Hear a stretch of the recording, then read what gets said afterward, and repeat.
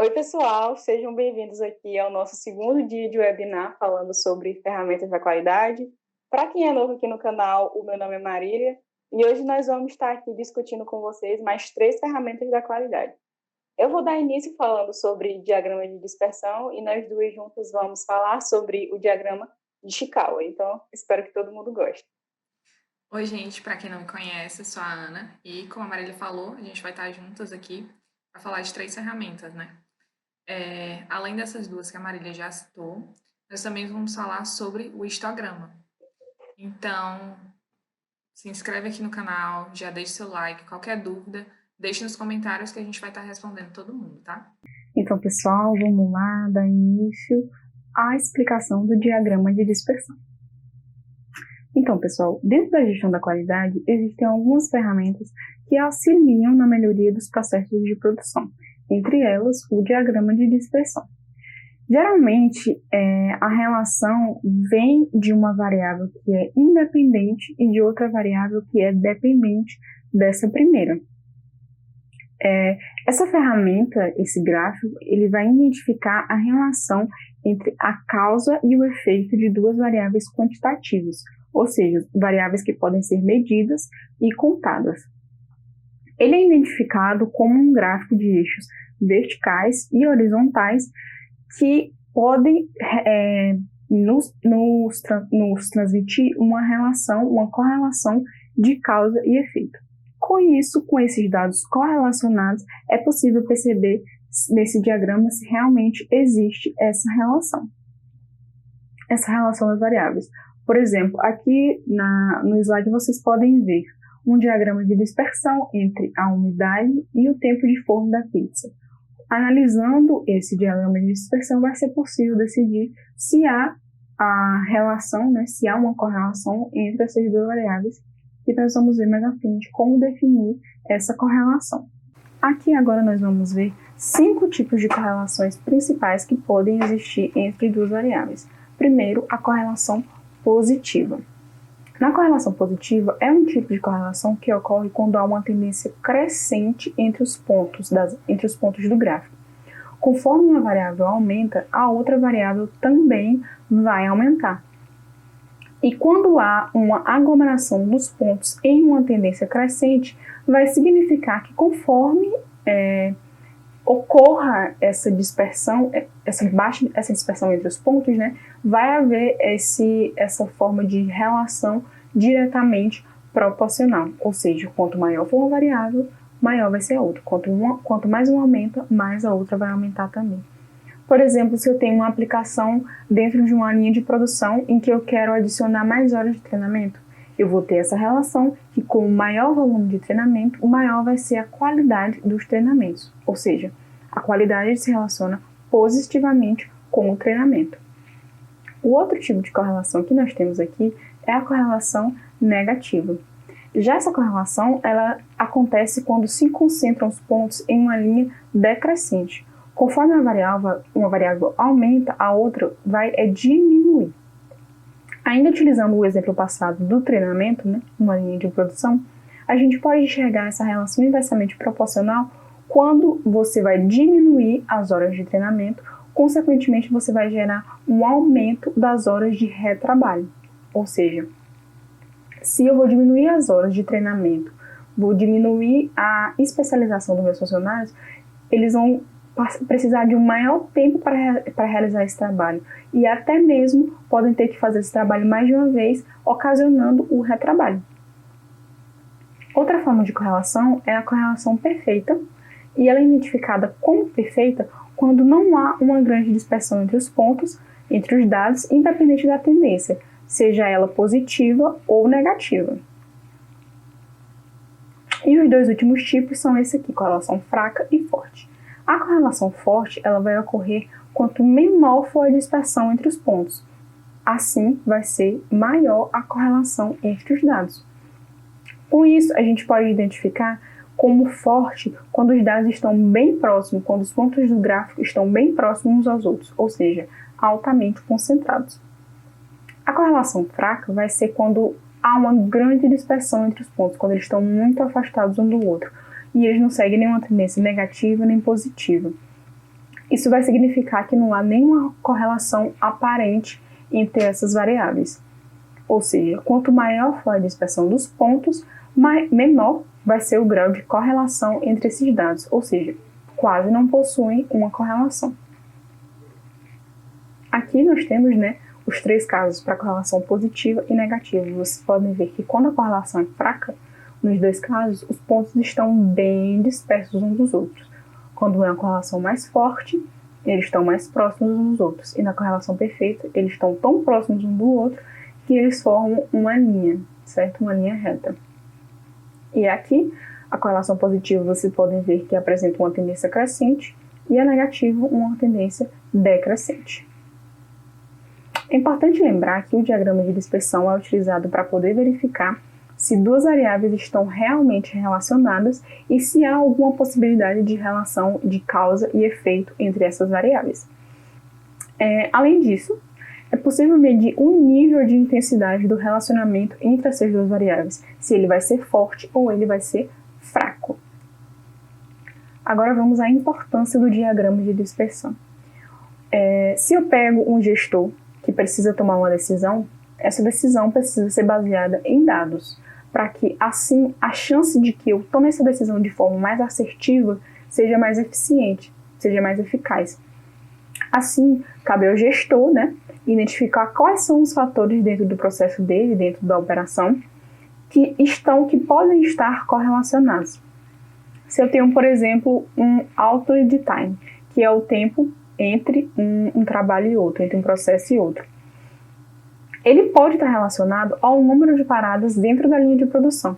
Assim, eu desenho um gráfico de dispersão relacionando essas 2 variáveis e esse gráfico vai me dizer se realmente o aumento do lead time foi provocado pelo aumento do número de paradas. Agora, quando usar um diagrama de dispersão? Ele pode ser usado para analisar a relação entre 2 variáveis e em que intensidade a mudança de um dado pode impactar em outro dado. Como, por exemplo, quando você está tentando identificar possíveis causas raízes de um problema, a causa raiz desse problema. Ou seja, ao invés de você apenas levantar dados aleatórios, você vai fazer uma validação com um diagrama de dispersão para listar as hipóteses dessa provável causa raiz, com base em fatos e dados. Também pode ser usado após um brainstorming de causas e efeitos, em que você pode estar utilizando um diagrama de Ishikawa, como vai ser visto mais à frente. Por exemplo, para determinar se uma causa específica e um efeito estão relacionados.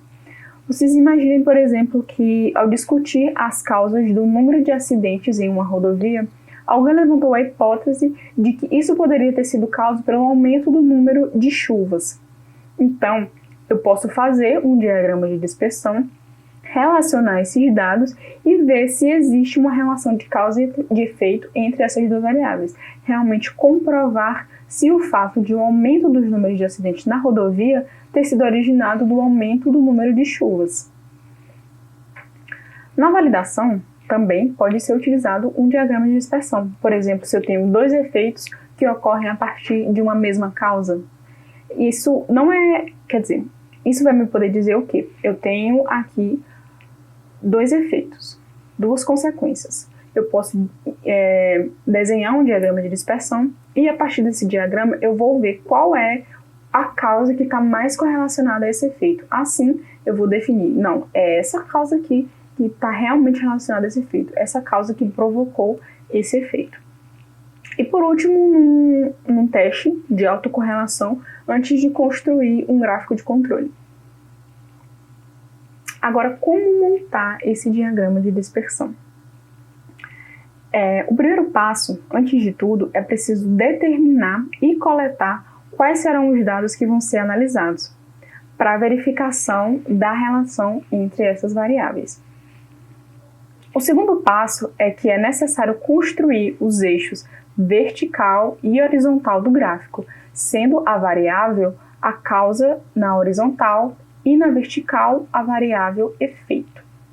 O terceiro passo é voltado para deixar o gráfico mais completo. É a parte que você vai colocar os dados complementares, como o nome das variáveis, o período da coleta e etc. O quarto passo é que com esses dados e com o gráfico criado, você vai colocar todos esses dados no diagrama. E por último, você vai fazer a análise desses dados, como eles se relacionam e procurar a causa raiz do problema, certo? Então, pessoal, agora que vocês já viram o passo a passo de como construir um diagrama de dispersão, vamos ver aqui um exemplo prático para fixar melhor essa parte, né? Então, o primeiro passo vai ser construir uma tabela com os dados, né? Aqui eu já tenho uma pré-estabelecida para facilitar a visualização, né? Eu tenho um exemplo de 30 clientes que eles fizeram uma avaliação do tempo de espera de um determinado serviço e eles deram uma nota para esse tempo de 1 a 10, cada um dos 30 clientes. Agora, como eu faço para gerar o diagrama de dispersão? Eu vou selecionar essas duas tabelas dos dados X e Y. É importante lembrar e tomar cuidado para selecionar primeiramente a coluna do X, porque o Excel vai assumir que os primeiros dados que você selecionou são os dados da coluna X. Aí vocês vêm aqui em inserir, na parte dos gráficos recomendados, selecionam esses aqui que são os gráficos de dispersão e esse primeiro que é o mais básico dos diagramas de dispersões. Aí eu venho aqui em tirar título, ou você pode deixar se quiser, né? Mais uma questão de estética. Vou aumentar um pouco aqui para visualizarem melhor. E aí eu venho nessa parte aqui do maisinho de elementos do gráfico, certo? Clico aqui e coloco em títulos dos eixos. Aí eu posso vir aqui e alterar, né?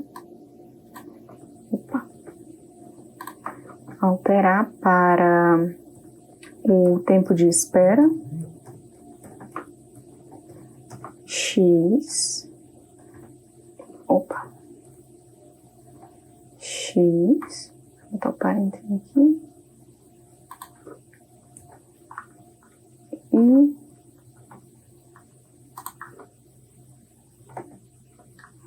no eixo do X, eu posso colocar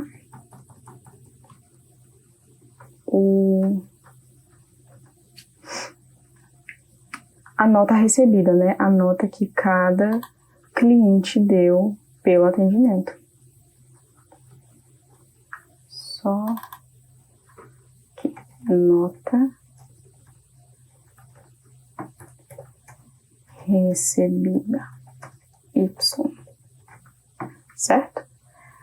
Aí eu agora tenho que definir uma linha, certo?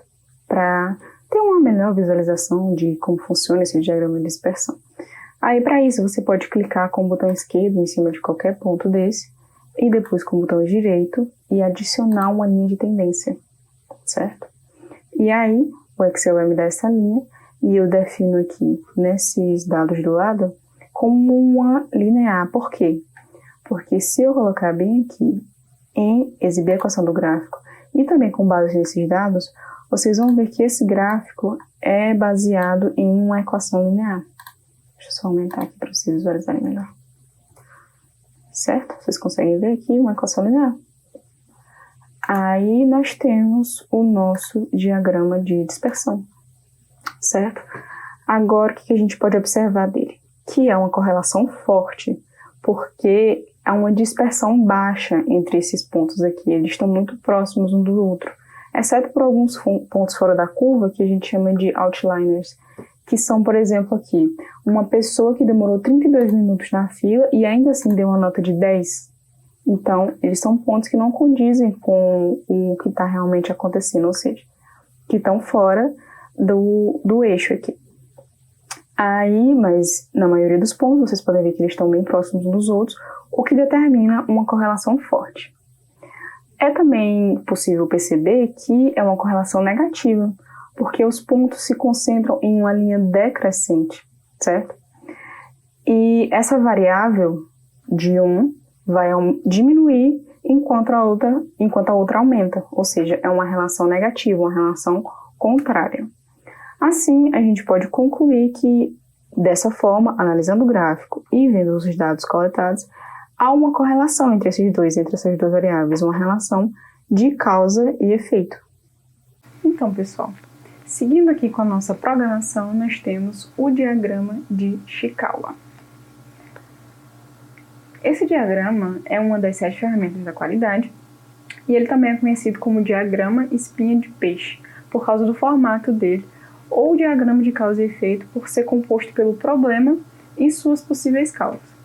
Ele é uma ferramenta usada para encontrar, organizar, documentar, classificar, enfim, exibir graficamente uma causa para um determinado problema, as causas para um determinado problema. E eles vão ser agrupados em formas de categorias, de modo a facilitar o brainstorm, né, as ideias de como isso aconteceu e a análise dessa ocorrência. Como as causas são hierarquizadas, né, é possível identificar de maneira concreta as fontes desse problema. Esse diagrama ele foi criado por esse senhor aqui, o Kaoru Ishikawa, me perdoem a pronúncia se estiver errada, né, em 1943. E ele demonstrou um sucesso na gestão da qualidade por relacionar a motivação do Chikawa à criação dessa ferramenta. O projeto, né, consistiu em criar uma ferramenta que fosse utilizável por qualquer pessoa, desde o trabalhador de chão de fábrica até a diretoria. Por ser uma ferramenta visual, o diagrama de Chikawa é muito utilizado para auxiliar na organização e no raciocínio de uma equipe. E ao ter uma representação gráfica, ele vai auxiliar a equipe a chegar às causas primárias que diminuíram a produtividade da organização. A utilização desse gráfico, desse diagrama de Chikawa, ele parte da premissa de que todo problema vai ter uma causa específica. Dessa forma, eliminar a causa específica desse problema é consequência de descobrir, de orientar, de definir quais foram essas causas iniciais. Para descobrir, segue-se um método, sugere-se, né, um método de teste e análise de cada uma das sugestões de causa feitas pela equipe. O uso das ferramentas da qualidade, como o diagrama de Chikawa, é fundamental para manter uma boa gestão, entregar produtos e serviços dentro das especificações e atender às expectativas dos clientes, né, que são os mais interessados e o que mais vai influenciar na qualidade do seu produto. Um brainstorming também com a equipe pode incentivar uma análise mais profunda, uma análise mais aprofundada sobre o problema, que envolva a maioria das causas, as possíveis causas, o maior número de causas possíveis para se chegar nesse problema, porque ele vai promover uma discussão, um maior número de ideias para uma consequente melhoria do processo. Agora aqui nós temos algumas palavras-chave dentro desse diagrama de Chikawa, como por exemplo, efeito. O efeito é aquilo que é produzido por uma causa, um resultado, uma consequência. O problema é a dificuldade na obtenção de um determinado objetivo ou resultado esperado. Quando você determina que algo tem que acontecer de um certo modo, de um certo padrão, e ele foge desse padrão, ele está te causando um problema. A causa é uma origem, um motivo, a razão de algo ter acontecido, de algo ter dado errado, e aí você vai em busca dessa causa. Nós temos as causas primárias e secundárias. As causas primárias são aquelas mais notáveis, aquela que você está mais em contato, que você tem um contato mais direto, o primeiro contato. E são causas de primeiro nível que se agruparam subcausas. E as causas secundárias são as subcausas da causa principal e a ramificação dessas causas primárias, né? O que ocorreu a partir dessas causas primárias. Agora nós temos a categoria das causas, que é justamente o que vai ser utilizado para construir o diagrama de Chikawa. O método de Chikawa ele vai partir da hipótese de que para cada problema tem um número limitado de causas primárias, ou secundárias, ou terciárias, e assim sucessivamente. Por ele ser elaborado inicialmente para sistemas industriais, as causas são agrupadas em 6 categorias: máquina, materiais, mão de obra, meio ambiente, método e medida. Agora vamos falar um pouco sobre cada uma dessas. Máquina. Na máquina são consideradas todas as causas originárias de falhas no maquinário usado durante o processo, como um funcionamento incorreto, uma falha mecânica, enfim. Com isso, é importante analisar o funcionamento desses equipamentos para que sejam evitados os prejuízos e a produção seja mantida nos níveis que foram estabelecidos. Os materiais. Quando o problema é causado por um material, pela matéria-prima que foi utilizada no processo e não está sendo feito o processo de acordo com as exigências necessárias para os materiais, ou seja, ele está fora das especificações, eu vou ter um produto com um tamanho incorreto, vou ter um produto fora da validade, algo que está fora da temperatura que deveria estar. Na mão de obra, são problemas que podem envolver atitudes de um trabalhador e a dificuldade da pessoa na execução desse processo, e que pode causar problemas como pressa, imprudência, falta de qualificação do trabalhador. E muitos problemas desses podem ser originados, na verdade, devido à pressa na execução das tarefas, à imprudência, enfim, uma série de fatores. Uma ferramenta que pode ajudar a reduzir a taxa de erros desses funcionários é o Poka-Yoke. O meio ambiente, com a relação dele. Nesse item, é importante analisar o ambiente externo e o ambiente interno de cada empresa. E identificar quais são os fatores que favorecem a ocorrência dos problemas, como poluição, calor, temperatura, falta de espaço, o layout que está se definindo um processo, que está se definindo uma operação, o barulho, a reunião, tudo que realmente está inserido nesse meio ambiente. O método são os processos, os procedimentos. Tudo que vai ser determinado como método para se utilizar durante uma atividade, durante um processo e que vai influenciar um problema, influenciar para que ocorra um problema.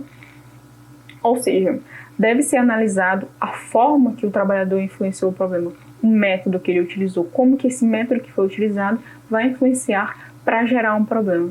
Deve ser analisado se houve um planejamento do método que deveria ser utilizado, se as ferramentas que ele utilizou estão de acordo com o que foi determinado no método, para poder verificar como que isso influenciou na causa, na geração, no efeito do problema. E por último, as medidas, que é uma categoria que abrange causas relacionadas a métricas, que são usadas para medir, monitorar e controlar o trabalho com a efetividade dos instrumentos, a calibração do seu instrumento, dos indicadores, as metas e as cobranças. Agora vamos ver para que é utilizado esse diagrama de Chicago. Essa ferramenta ela foi desenvolvida com o intuito de facilitar a visualização das fontes de um problema, para simplificar a análise da causa e chegar à causa raiz desse problema. Quando você tem um diagrama que já está preenchido, é uma exibição do nível de comprometimento, do nível de compreensão, quer dizer, desse problema. Quanto maior o número de ramificações dentro de um diagrama, mais profundo vai ser o entendimento e detalhamento da ocorrência do problema.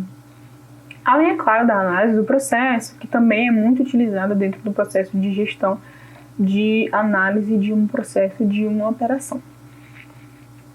Essa ferramenta pode ser utilizada também na parte de analisar do DMAIC, que é outro processo para gestão, para você analisar como que você vai definir um futuro projeto. Que na parte do D nós temos o definir, o M é o medir, o A é o analisar, que se encaixa o diagrama de Ishikawa, porque ele vai auxiliar na descoberta da causa raiz do problema que tem que ser resolvido. Isso porque nessa etapa a equipe já vai ter definido qual é o problema e nesse caso vai ser analisar de onde que surgiu esse problema. Como fazer o diagrama? Primeiro, você vai ter que definir o problema ou o risco que vai ser analisado. Segundo, você deve fazer uma criação da espinha de peixe com os espaços para a causa, né? Você vai definir quais os espaços que são definidos para cada causa, as futuras causas, as possíveis causas desse problema. Terceiro, você vai fazer uma reunião com a sua equipe, fazer um brainstorm e se perguntar por que esse problema aconteceu, de modo a relacionar cada uma daquelas 6 causas que a gente viu antes com as categorias. Depois você vai dividir essas causas de acordo com as categorias. Se foi material, se foi método, se foi meio ambiente, enfim. Depois você vai definir as subcausas. A partir dessa causa, se foi, por exemplo, uma causa de método, o método que eu apliquei não estava errado. O que foi que surgiu a partir dessa causa, esse efeito, certo? Mas por que essa causa surgiu? Então, essas que são as subcausas, né? Os efeitos de que cada causa provoca.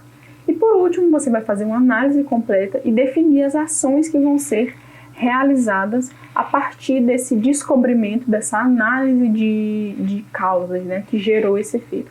Como que eu posso corrigir esse problema que foi criado? Certo.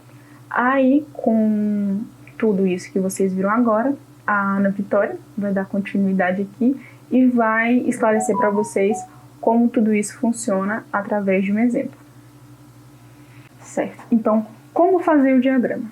Primeiro você vai definir o problema ou o risco que será analisado. Para começar a montar o diagrama, é preciso selecionar um problema a ser resolvido ou um risco a ser evitado. Uma dica é sempre evitar ser muito genérico, sabe? Que ao escolher o problema não pode ser algo assim muito amplo, já que vai ser mais difícil de resolver o problema de fato, né? Sempre ser o mais direto possível naquilo que você está tentando buscar e específico, e de preferência procurar algo que possa ser medido, que possa ser mensurado. Segundo, você vai criar a espinha de peixe, né, com os espaços para as causas, definir de fato, estabelecer de fato o diagrama. Aí você vai montar o diagrama usando um modelo ou uma folha de papel mesmo.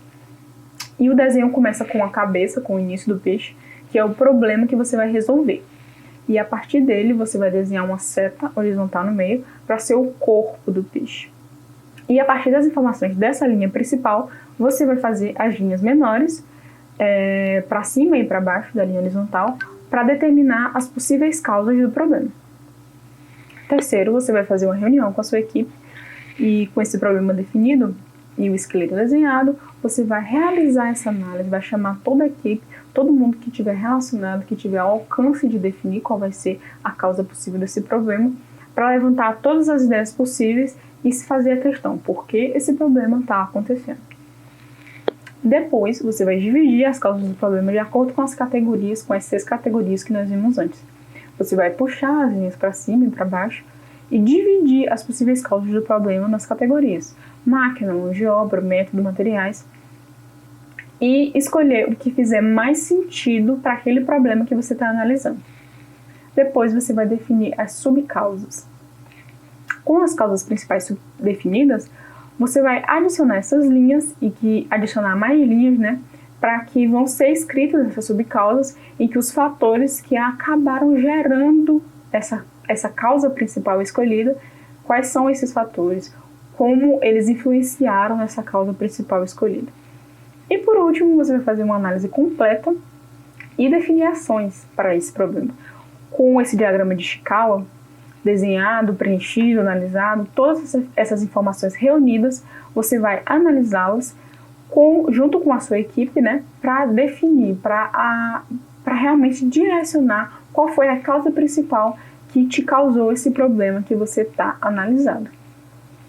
Agora que você já tem aqui uma noção de como se faz esse diagrama e de como ele é constituído, a Ana Vitória vai dar continuidade aqui para vocês através de um exemplo para fixar melhor essa teoria. Bom, gente, dando continuidade aqui ao que a Marília estava explicando, vou trazer um exemplo prático do diagrama de Ishikawa, de uma aplicação. Na empresa Vende Bem, a chegada de matérias-primas é o ponto crucial do processo de recebimento e armazenamento dos produtos até o depósito. Todos os produtos recebidos são estocados no depósito até que uma compra seja solicitada e não tenha na loja. Após algumas vendas, um integrante da equipe se dirige até o depósito para conferir a quantidade de cada item, para realizar o controle e, posteriormente, avisar o proprietário para realizar uma possível compra. Ou seja, o processo de controle de estoque ele é realizado manualmente e mensalmente ou conforme a demanda.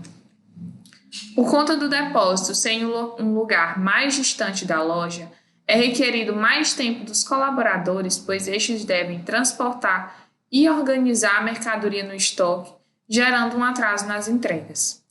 Segundo o proprietário e alguns funcionários, o problema no atraso nas entregas pode ser decorrente do depósito ser em outro espaço separado da loja e não ter um funcionário disponível para realizar o descarregamento no depósito, como também a possibilidade da falta de equipamentos necessários para realizar o transporte dos materiais. Contudo, não se sabe ao certo qual é ou quais são as principais causas dos atrasos.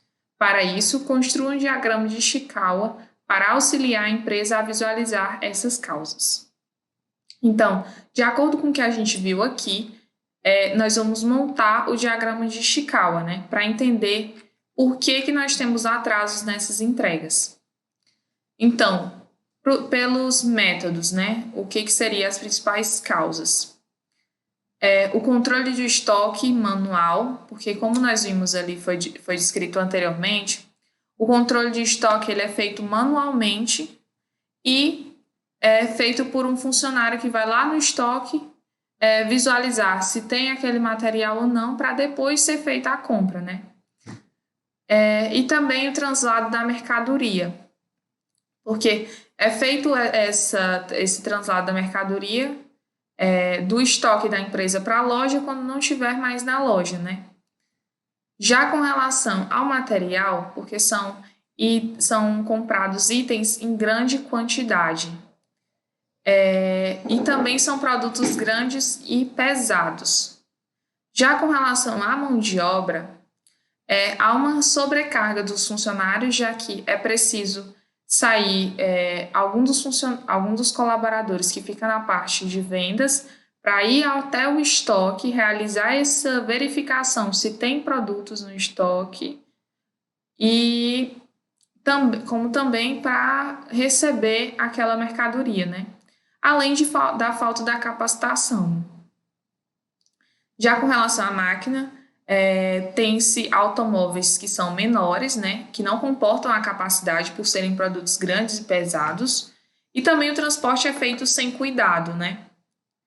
E com relação ao meio ambiente, o tamanho do estoque ele é inadequado à quantidade de itens que tem naquele estoque. E isso prejudica também as entregas. Além do fato de ter a presença de partículas porosas no estoque, pode vir a acontecer alguns problemas com os próprios funcionários que permanecem muito tempo naquele estoque. E com relação a medidas, é feito um manuseio inadequado desses equipamentos, né, desses produtos dos móveis, né? E também é feita uma manutenção inadequada desses equipamentos. Então, essas aqui são algumas causas que foram levantadas para justificar esses atrasos na entrega.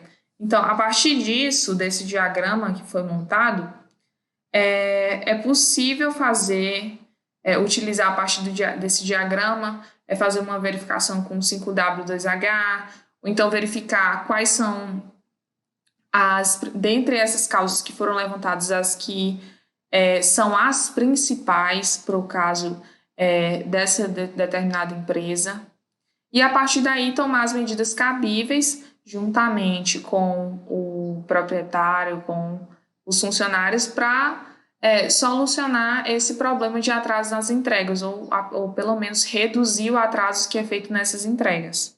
1, 2, 3. E por fim, nós vamos apresentar aqui o histograma. Nada mais é que a representação gráfica em colunas de um conjunto de dados previamente tabulados e divididos em classes uniformes. Ou seja, no histograma tem-se um conjunto de dados e, de acordo com a frequência que determinado evento ocorre, ele é apresentado na forma de colunas. Por exemplo, vocês já ligaram para alguma empresa e no final da chamada tem a avaliação de atendimento? Então, digamos que você trabalha no setor de qualidade desse call center e tem essa base de dados das pessoas que avaliaram o atendimento de 0 a 5. Então, conforme a nota dada por cada usuário, é agrupado em classes a quantidade de pessoas que responderam de 0 a de 1, de 2 e assim por diante. Em seguida, é montado um histograma a partir da frequência que essas respostas apareceram. Mas para que serve esse histograma? Com o histograma, ele te permite avaliar a distribuição dos dados, porque você vai ter uma versão mais visual desses dados. E com essa exemplificação mais visual, vai ser possível verificar o comportamento de um processo em relação à sua especificação. Se a média dessa distribuição das medidas da característica da qualidade vai estar próxima do centro da faixa de especificação, se vai estar realmente no meio. E se vai ser necessário adotar alguma medida para reduzir a variabilidade do processo. Tudo isso observando o histograma, a distribuição dos dados nas colunas. E quando que eu devo utilizar esse histograma? Quando você tiver uma população grande, você vai precisar resumir uma variedade de dados graficamente. Ou então, quando você deseja comparar os resultados de um processo com as especificações, com o que é determinado pela empresa, como também quando você quer verificar o número de produtos não conformes, número de produtos que está fora da especificação, né? Fora do limite que é especificado pela empresa.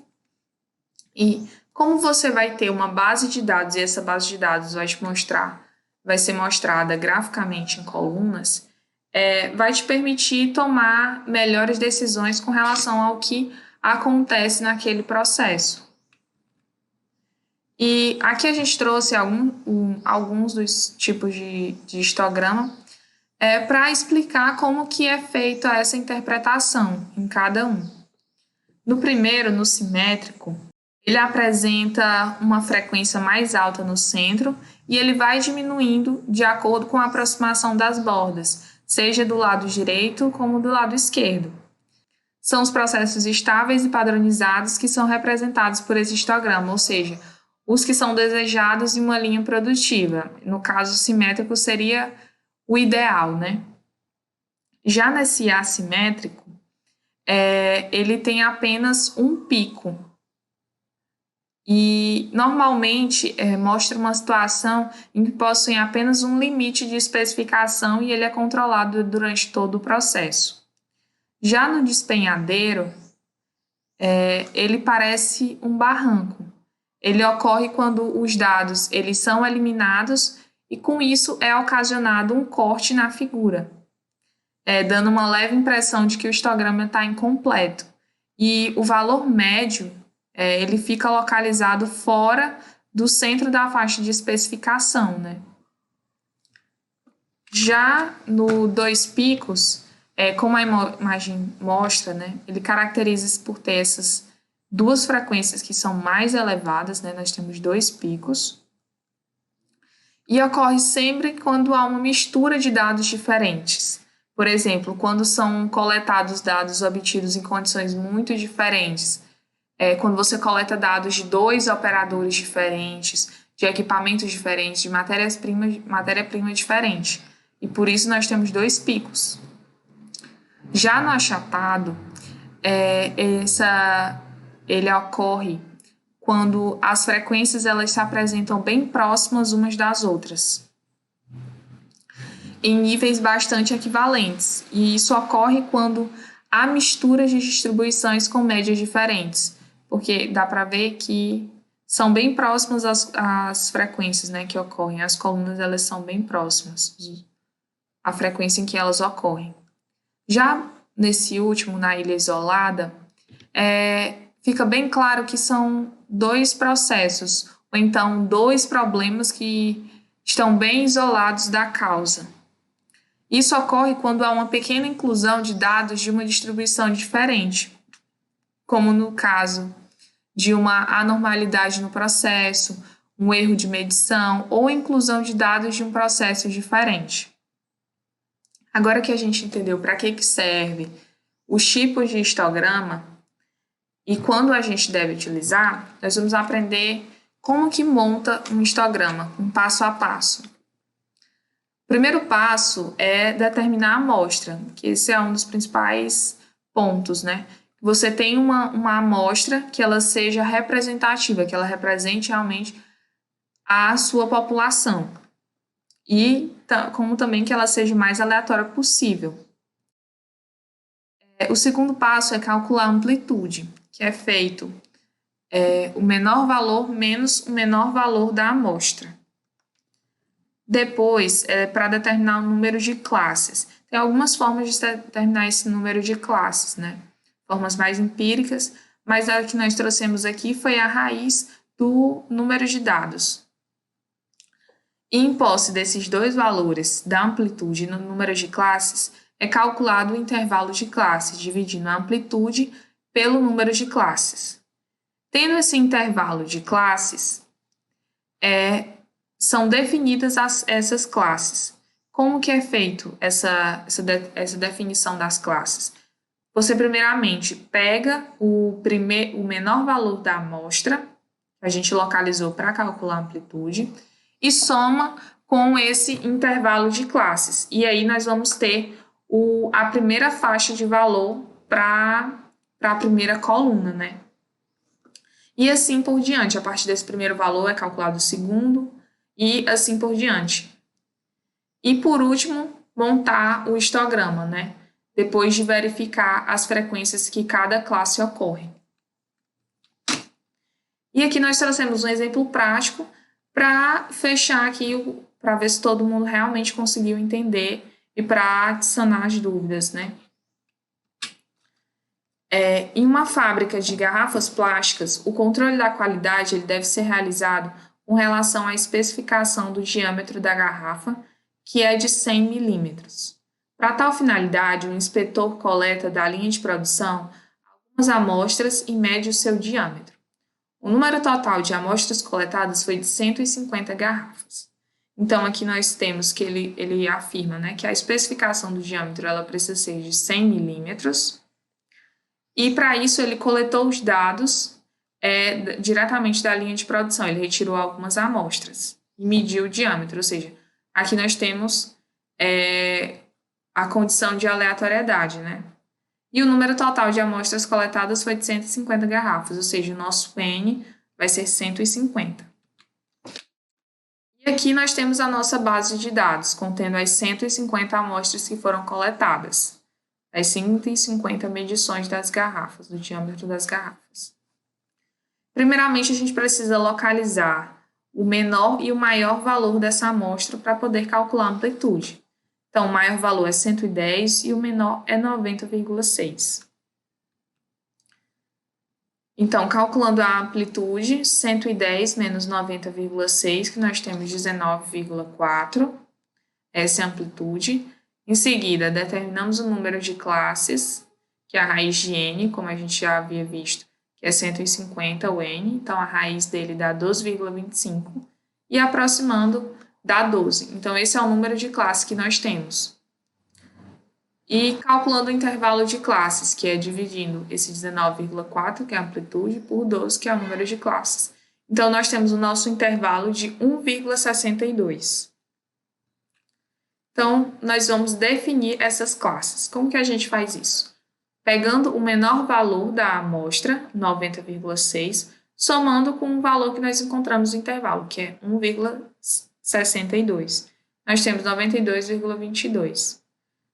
E assim a gente vai fazer até completar as 12 classes. Pega 92,22 mais 1,62, 93,84. A partir desse valor, nós somamos a 1,62 para ter o 95,46. Depois disso, nós precisamos determinar a frequência que ocorre em cada uma dessas classes. E só para explicar, quando nós temos essa barra aqui, quer dizer que esse valor, 90,6, está incluso dentro desse intervalo que nós vamos contar. E como aqui desse lado não tem a barrinha, o 92,2 não vai fazer parte desse intervalo, vai fazer parte do intervalo logo abaixo dele. Diferente do que acontece aqui no nosso último caso, né? Em que os dois valores estão inclusos nesse intervalo. Então, em posse desses intervalos aqui, nós vamos verificar a frequência em que eles ocorrem, contar quantas vezes os números contidos dentro desse intervalo aparecem naqueles nossos 150 dados, 150 amostras. E a partir dessa frequência, nós vamos construir o gráfico. Tá, Ana, mas hoje a gente já tem outras ferramentas que dá para fazer isso, não quero fazer no papel. Então, a gente consegue fazer pelo Excel e também consegue fazer pelo R. O Excel já é bem mais prático, aqui eu usei o Google Planilhas, né? Que é um software gratuito que dá para todo mundo utilizar. Então, em posse dos dados, né, dos 150 dados, a gente coloca lá na planilha, seleciona os 150 dados, vai inserir gráfico e aqui ele vai nos mostrar o nosso gráfico, né? Já fazendo pelo R, que ele é um software estatístico, gratuito. Inclusive, a gente vai deixar o link aqui do R online. Para quem não quiser baixar realmente o R no computador, pode utilizar esse R online. A gente vai deixar o link aqui embaixo, na descrição. Então, a gente coloca o X, C e copia todos os dados aqui, entrando como um vetor, né? E só para explicar, no R, a vírgula que é utilizada para separar os valores, tá? Então, a gente coloca ish, que é a fórmula para o histograma, ish de x, que é o nosso conjunto de dados, e a frec true, quer dizer que vai ser esse histograma de acordo com a frequência, né? E aqui ele vai gerar o nosso histograma. Bem mais rápido fazer pelo Excel ou pelo R, né, do que fazer à mão. Então, aqui a gente pode ver que os dois gráficos que são gerados no Excel e no R, eles são bem parecidos, né? Como que a gente interpreta esses dados? Como a gente viu lá nos tipos de histograma, a gente pode ver que aqui ele é assimétrico, que ele tem um único pico aqui. Um valor um pouquinho maior do que 100, né? Se a gente vê aqui, está no intervalo entre 102,5 e 104,58. E a gente pode ver que os menores valores estão nas pontas, né? E que aqui eles giram em torno de 94,17, as maiores frequências, né? E 104,58. Dentro desses valores que nós temos as nossas maiores frequências, né? Os que mais ocorreram na nossa amostra. Então, galera, foi isso o nosso segundo dia. Espero que vocês tenham entendido. Se tiverem alguma dúvida, pode deixar aqui nos comentários que a gente vai estar respondendo todo mundo. Aproveita e já se inscreve lá no nosso canal. Deixe o seu like nesse vídeo. E se você não assistiu os vídeos anteriores, nosso webinar do dia 1, corre lá para assistir. O conteúdo está muito legal. E também siga a gente lá no Instagram, @engeproduçãouf.